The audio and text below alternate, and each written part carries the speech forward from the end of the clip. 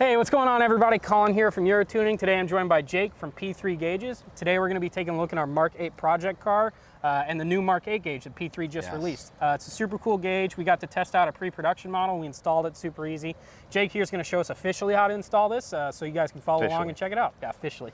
Yeah. Come on over.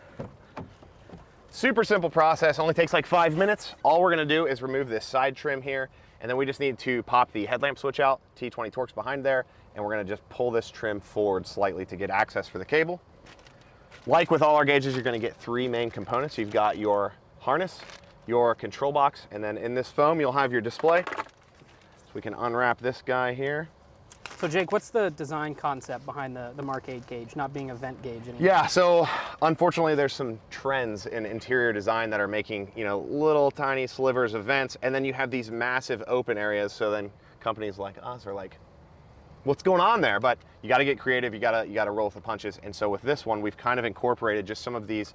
This car is like really angular, yet also rounded, which sounds kind of contradictory, but you got a nice, smoothly shaped display that's going to kind of mimic some of the lines you see in the dash. So we're trying to bring something into where highly visible stands out to you, but it also blends into the interior. You turn it off, you don't know it's there, kind of like the rest of our gauges. And it installs in 10 minutes. Yes, if you're slow. Right. So we're going to take a trim pry tool here and just kind of work this side loose. It just pops right out. And now you can't see from your angle, but on the back of this trim, right behind your headlamp switch, there is a little hole in the trim, and we're gonna take the curved side of this trim kit, which is available at UroTuning.com. And P3 has their own trim kits as well. Yes, and so we can go in the back and push and just pop your headlamp switch out like so. Nice Very and easy. minimal effort on that one. Woo! Just like that fumble. Yep.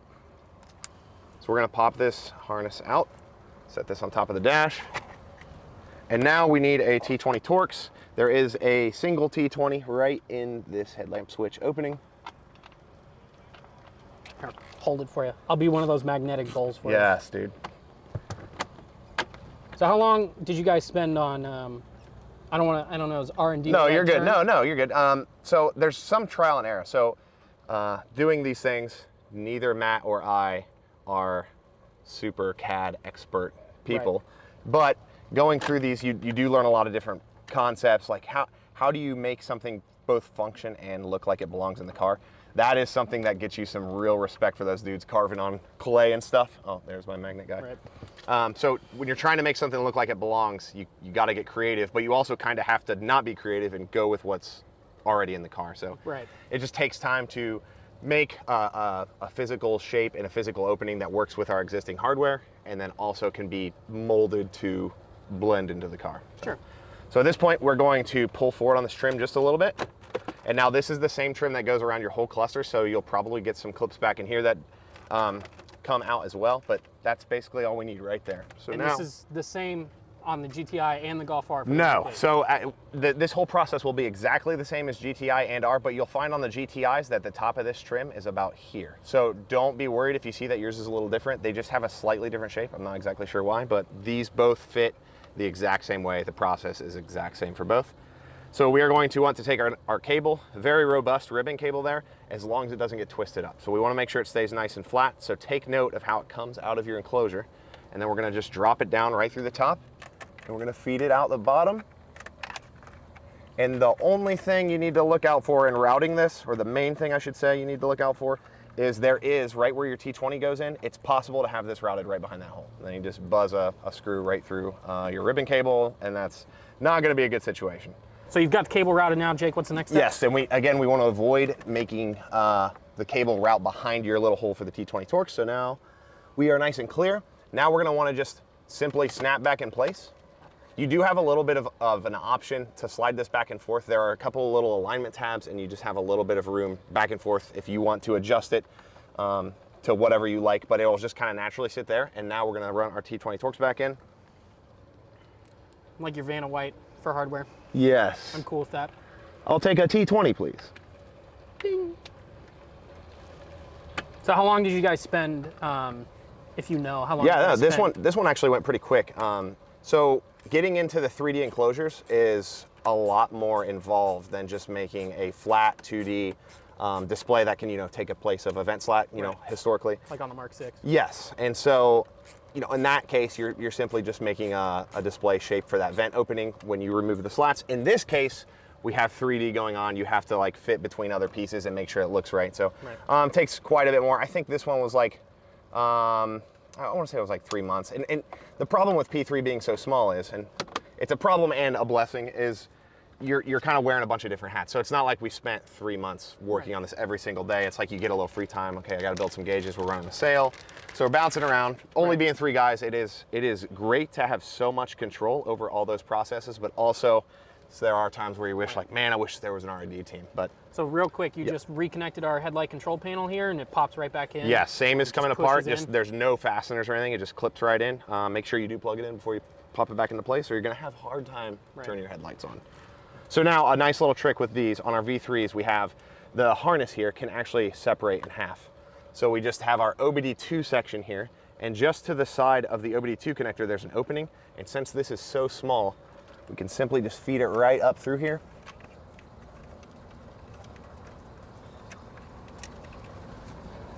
Like that, and we'll go ahead and just plug it in now since you're down here. If I can find it. Come on, Jake. You can do it. Everybody struggles with this, it's okay. Hey, cheering sounds, Marvin. Yay! All right.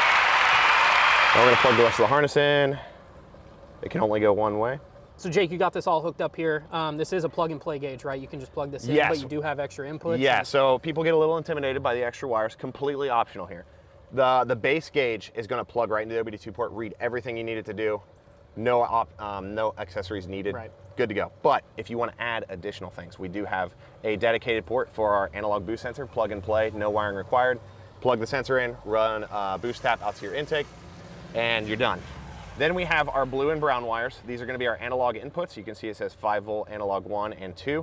These can run any 0 to 5-volt linear output sensor, so you get like ethanol content. Maybe your tune doesn't do that. You're just doing like a E30 tune, and you need to put eyes on your ethanol content. You can use that with our ESVA. And then we've got our optional dimmer wire as well. This works like a trigger, so if it sees 1 or more volts, it makes the display dim. If it sees less than 1 volt, it makes the display bright.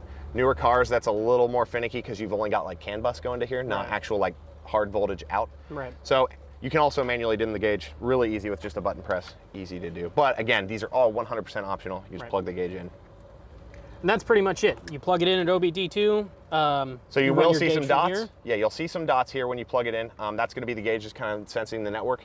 And then the gauge is actually designed to turn on and off with the engine. So we'll go ahead and finish tucking these in here for the video. Nothing special needed there. They all can just fit in that compartment. Listen, I'm not a stickler about tucking these wires together. I say in all the videos, we're always doing R&D. We're taking gauges in and out, in and out. I just throw the wires in there. Never had a problem with rattles or chafing or anything like that. But people do, they go above and beyond with wrapping them up, making them nice. So you do it how you want to do it, but you don't have to. Right. So now, panel clips back in and clipped in, all good to go. So now the gauge is going to turn on and off with the engine. So let's go ahead and start this up. You want to get close, Noah, and check this out? So initially, and we still have our protective film on here, I'll let you peel that off. But it's going to speed the dots up. That means it's pairing with the network reading data, and it's going to quickly turn on here in just a second. We've got a code for our downpipe, EPA. Don't see 0420, a lot of Volkswagen guys know that code. So now we're reading boost, and since we're reading pre-throttle, it's not going to show you vacuum, so don't freak out that it says 0.0. If we were to launch this, it would quickly show you boost. But if we switch to boost D, that's going to be our map sensor behind the throttle plate. That will show you vacuum and boost, but you're limited to 22.5 PSI because it's got a 2.5 bar map sensor. Right. So now we're going to use the right button to cycle through. We've got like our boost readout, vehicle speed, battery voltage, RPM with a shift light, intake air temp, EGTs, ignition timing.